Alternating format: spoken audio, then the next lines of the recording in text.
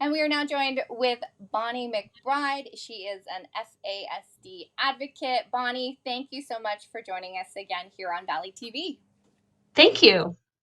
So, this month is FASD Awareness Month. Can you tell us a little bit about what you guys are planning and what is it all about? Sure. So FASD stands for fetal alcohol spectrum disorder. So this is a range of symptoms and conditions that affect children and adults who have had prenatal exposure to alcohol, and that can come even from just a small amount of alcohol, especially at the beginning of a pregnancy term. So those children in particular, who I work with, have a lot of challenges in terms of dis- they have disabilities with their emotional regulation and their behaviors, and sometimes there can be some intellectual deficits. There's all sorts of challenges, and it's been a long time getting those children recognized and getting their families and themselves supported in the community and in the schools. So we just continue to build awareness around that, and that there needs to be inclusion for these kids. Why do you think that there has been such a delay in supporting these children?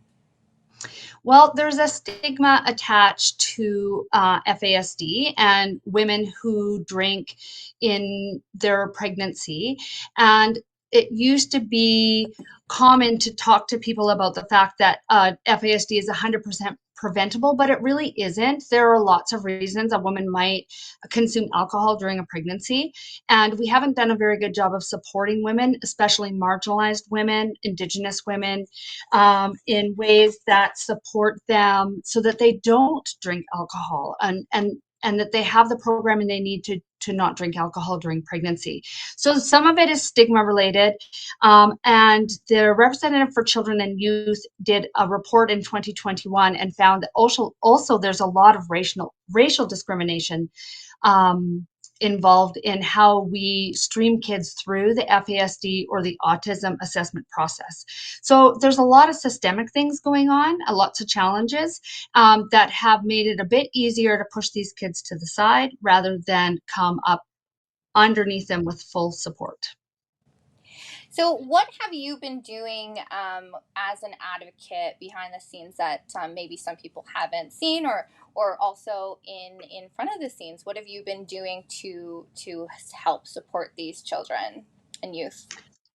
We have an organization we started last year, a group of parents called Inspire Kids, FAS Support Society of BC. So that group in particular is looking to make sure we connect families, we get them out of the isolation and the discrimination that they're feeling, and then they can build that network around them and have that peer support when they need to advocate for their children or their family. So if you've got some difficulty getting your kid to attend school full time, which is a big deal, right? We just saw the exclusion tracker come out. Kids with disabilities are not being invited into school on a regular basis in lots of places. Kids with FASD make up a good chunk of those students. So you can connect with parents and caregivers and see what's working for them when they advocate for their children. We continue to work with the Ministry of Children and Families and push for additional supports for changes to the structure of our systems in BC, so that these kids can access them. Right now, often an FASD diagnosis will exclude a child from a service rather than include them. And just continuing to put that word out there and push our districts, our schools, our communities to be more inclusive overall. So, what are the biggest differences that you have seen in the school system for these kids that are struggling with some of the challenges in their school life? What are those biggest differences? A big thing with FASD is that children are often um, they don't function at their chronological age, and there's a lot of dysregulation in how they connect things. So a child that is 12 years old might have the emotional regulation of a 6 or a 7-year old. They might be reading at grade level, but not capable of comprehending what they're reading. So these kids tend to not connect to their lessons, maybe not connect very well socially with their peers. What we sometimes call behaviors are actually symptoms of that. And so those kids get excluded, they get removed from the class. My daughter spent maybe 2 months in a classroom completely by herself because no matter what they did, she just did not connect in the classroom, which isn't fair to her, or a good use of resources for our province. So they tend to act out, have difficulties regulating, have difficulties managing their emotions, and and the results are often exclusion. Oh. What would you, as a parent, propose? What are some of the challenges that you would hope to see fixed this year? In terms of the school system, Mm-hmm. okay, we need to stop having othering. So, othering is everybody else, and then we'll do something for these guys, right? Mm-hmm. And that's the way we've been looking at alternative education here in BC since we started letting kids with disabilities attend in regular classrooms. So, we need to stop thinking of these programs as alternative programs and let the kids choose what works for them. We need to open up different ways to learn. School districts and the public education system has to be open to children maybe doing part-time, maybe going to a small outdoor classroom 2 days a week where they're really out in the community and they're staying busy and they're very physically active, and then a couple of days in a classroom, and then a day where they're really just working on their social skills. And that's not some crazy off the wall idea. That's just a regular class for some kids. We need to start looking at what works for these kids, what our overall goals are for them, and then bring that back right into every single school we have in our province. Do you think these changes have a chance to be made this school year, or are we going to have to see continued advocating work, or is this something that do you think people are starting to notice that needs to be changed? I think that people really are starting to notice, and groups like BC Ed Access have made a big dent in getting connected. But every district in BC is different, and they do guide their own principles and policies. So we've got some districts where we're making great headway. In Kamloops, where I am, in District 73, we now have a district principle of inclusion. That's starting to make a difference. But in some districts, they have a long way to go. Tamara Taggart, who is an advocate for her son down at the coast, just found out that they're taking an hour away a week. So, like every Friday or whatever, those kids will be dismissed 1 hour early, and parents are just supposed to figure out how they're going to make that work. So that's how they've made the budget work, is just to let those kids go for an hour a week, which worked out to 38 hours of missed curriculum education time for those kids. So that district maybe has farther to go. If you could make anything happen this year, or make um, had a budget full of everything that you needed, what would it look like? It would look exactly like what the autism families already have, the AFU funding, where you can access respite, you can buy equipment, and you get money for services for your children, which FASD children do not get right now. And that would be an easy fix, and it's something they could do immediately. And how can people help support your cause in advocating for children living with FASD or other disabilities? I'd like to say that there's a million things that you can sign on to and connect to and send money to, but really what we need to do is practice inclusion in our everyday life. That's the biggest thing. So making sure that you talk to your children about what an inclusive classroom looks like. You invite children into your home that might have challenging behaviors. You don't isolate those families. You practice inclusion every single day in every single way, and that is going to what is what's going to connect to these families. And if these parents aren't familiar on those steps, what would that look like too? So you Educate yourself, right? There's so many great books about what inclusion and diversity look like. I remember many years ago, so my daughter with FASD was in a class with a child with Down syndrome. And she thought that her classmate was mad at her all the time because of the shape of her eyes. But we had to talk about it, and we found a book about it. So there are ways to open up yourself to those lessons if you didn't grow up with them. Um, and get out there and ask to join spaces that are inclusive. So if you're signing your kids up to dance, ask if there are other kids with special needs. Are you guys an inclusive place for kids to play? Are there kids with gymnastics in your gymnastics class that have limited mobility? Those kids should be where your kids are. And if they aren't, then it's important that you rise up with us and make sure that they're allowed to be there. all right. And you also have a new store that has opened up in Kamloops. Can you tell us a little bit about that?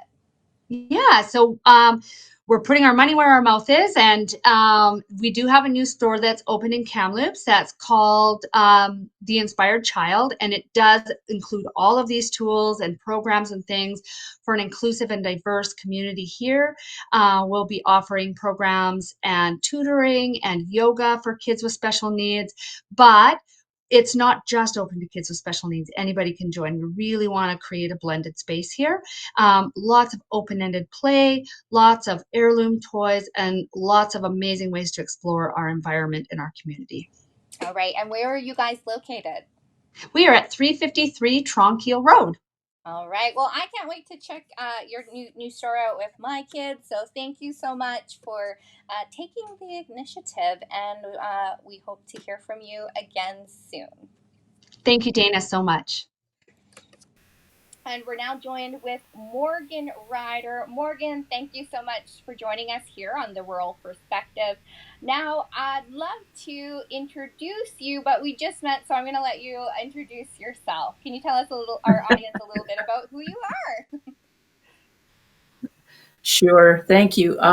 Yeah, I'm Morgan Ryder, and I live in northwestern BC on Highway 16. So I'm west of Prince George, between Prince George and Prince Rupert. I live in a rural area on an acreage, um, half an hour from the nearest town. Um, I've been fostering for 25 years, and I have fostered 46 children. Um, so that's kind of who I am. I currently have two foster children at home, one adopted child, and two adult foster children who are living here with under the um, CLBC program with home share. So it's a full house, and it's all good.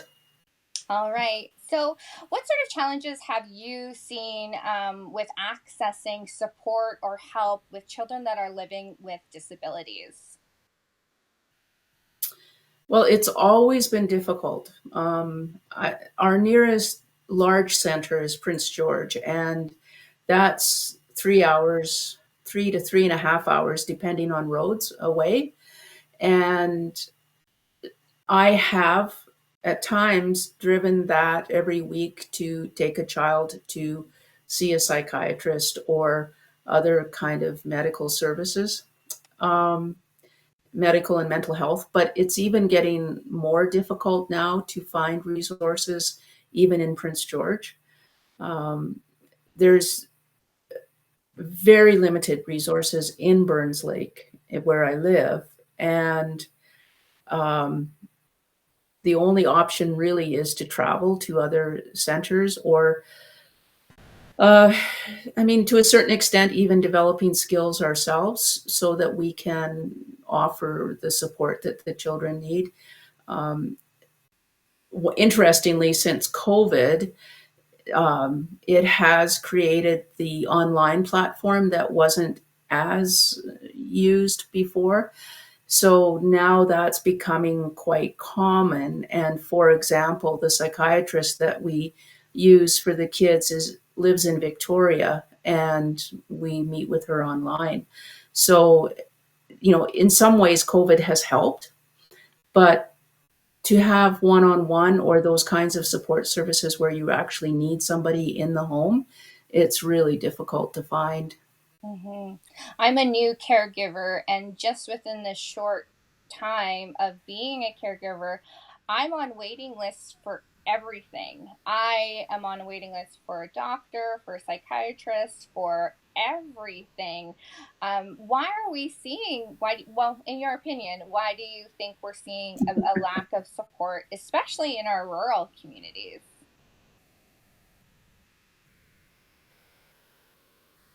I think it's kind of all around in a way. I think there's a lack of services in general because there are not enough practitioners. And a lot of practitioners, if they have the choice of living in a larger center or Vancouver or whatever, will choose that too.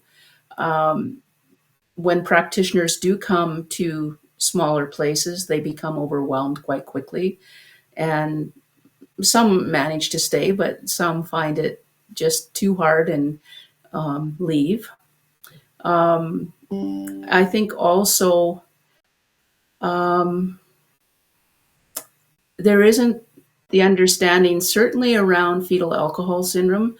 Um, it seems like there's very little understanding of how important these services are to these kids and how those services need to be funded and supported. How can we as a community, it is challenging to help and support and keep people in some of our rural communities, but the more people we get, the more services we get. What can people do in rural communities do to encourage people staying out here? Because we live out here for a reason, and it's beautiful and it's quiet, and there's so many wonderful things about living in a rural community. So what can we do when we live in rural communities to help support people to come here and to stay here? Yeah. Well, that would be, I mean, I think if I could honestly answer that with a correct answer, I could probably become wealthy and I could recruit doctors and nurses and other professionals to come to the communities and do very well. But I'm not really, I really don't know what we can do at this point in time other than um, encouraging the government to support this work as well. Mhm. Uh, I think that, Incoming call. the old, oh, sorry, the old Call writing rejected. letters and asking for help and all that kind of stuff eventually does change things. And Incoming call. I think, Call rejected. sorry, That's okay.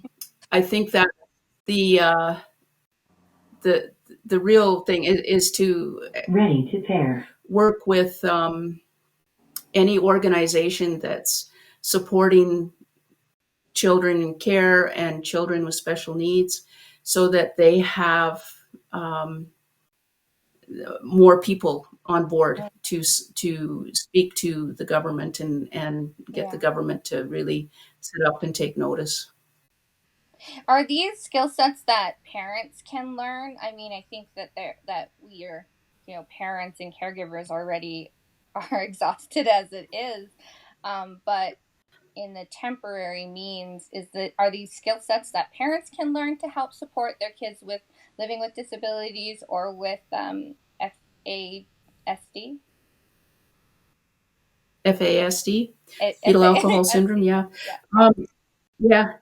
I think well, that's one of the things that being a caregiver is exhausting and it's very hard work, but Mhm. it's part of that work is being an advocate for the children that we care for.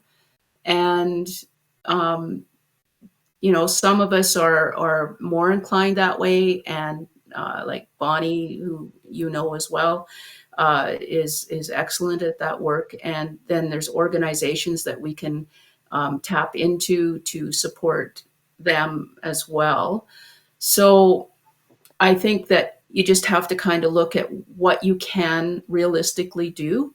If you can write a letter, or if you can even buy a membership in an organization that's doing the work that supports children in care and children living with disabilities, then that's great. And if you can, get a meeting with your MLA or MP, that's great. And if you can, uh, keep moving it up, that's fantastic. But you can only do as much as you can do, because you only have so much time in a day. What are the specific supports that these children and family need?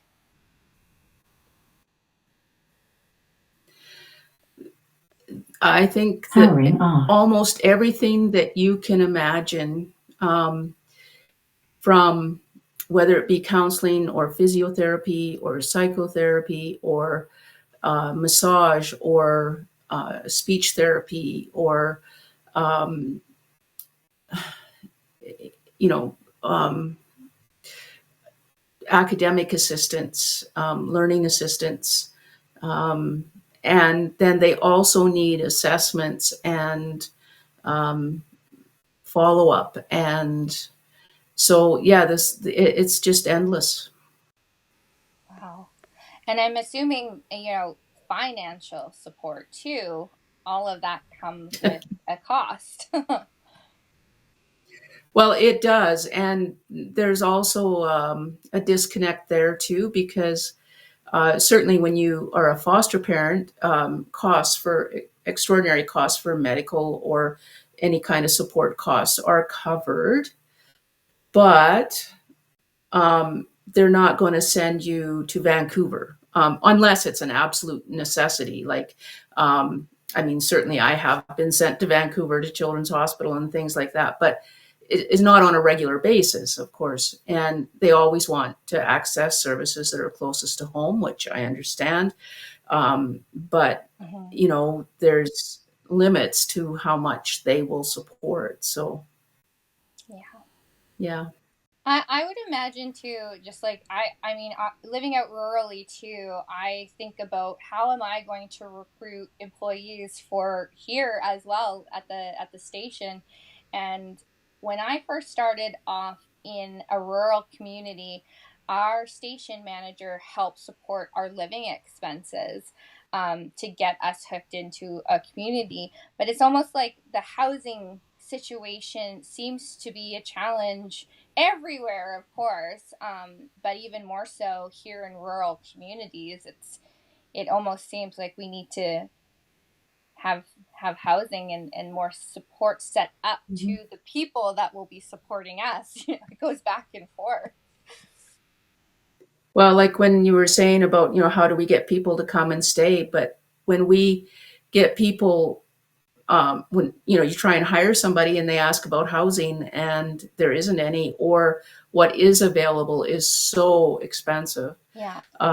it's really hard for anybody. It doesn't matter what position it is, getting people to come when you can't provide a place for them to live is pretty tough.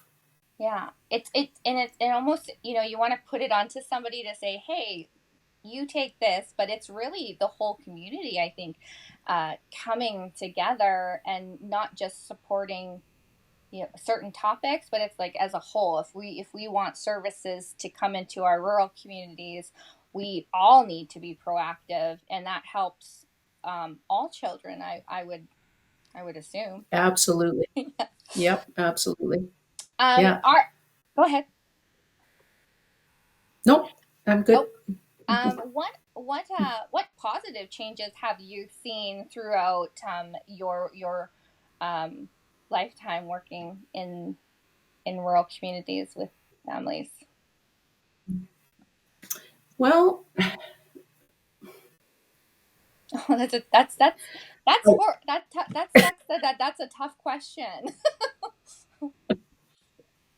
I'm trying to think really how things have improved. I mean, certainly when the CDBC assessments came in and there were key workers in the community, that was a really big help.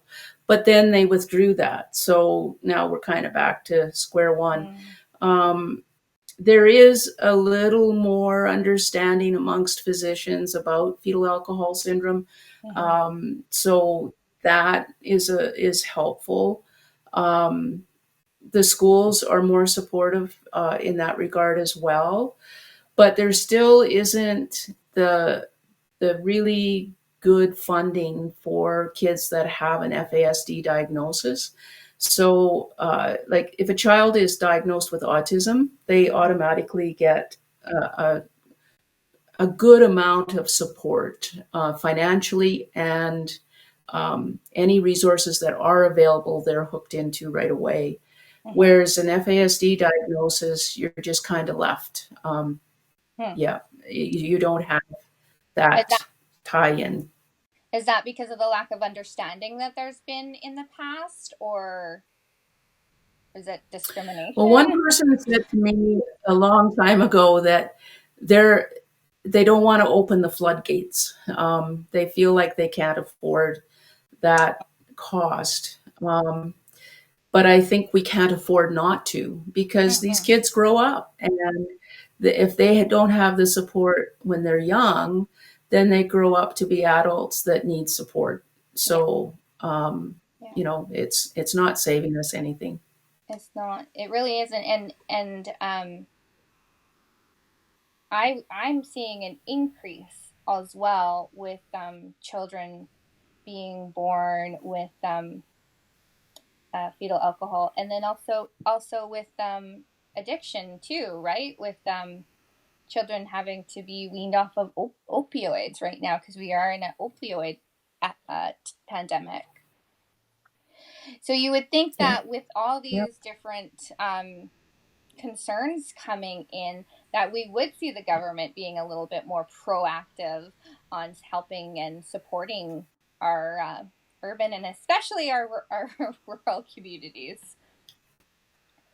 How can we? Yeah, I mean, the rural communities have the same problems as the urban communities. They might not be on the same scale, but they have the same problems. Mhm. And how can we here, as a community, start helping and supporting and advocating for children with fetal alcohol syndrome, as well as with kids living with disabilities? How can we support these families and these children? Well, I think truly there's a new organization that's doing that work, and it's called Inspire, and I think that's Inspire Kids. That's a good place to start supporting that organization. But also, like I said before, writing letters. It seems like such a small thing, but it really does make a difference in the long term. And if you can get the ear of any government official to talk to them, to advocate for services, that's great too.